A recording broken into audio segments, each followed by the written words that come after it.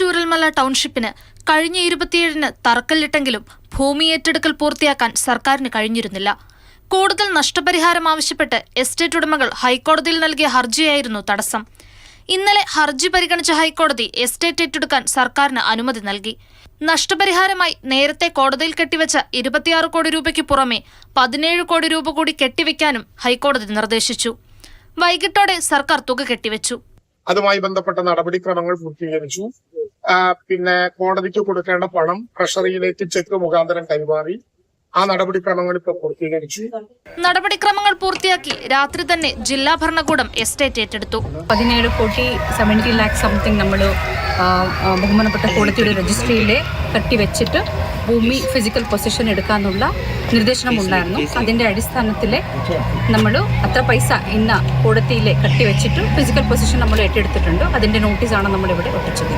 എല്ലാ തടസ്സങ്ങളും നീങ്ങിയതോടെ ഇന്ന് തന്നെ ടൗൺഷിപ്പിന് നിർമ്മാണ പ്രവൃത്തികൾ തുടങ്ങും. മാതൃഭൂമി ന്യൂസ്, വയനാട്.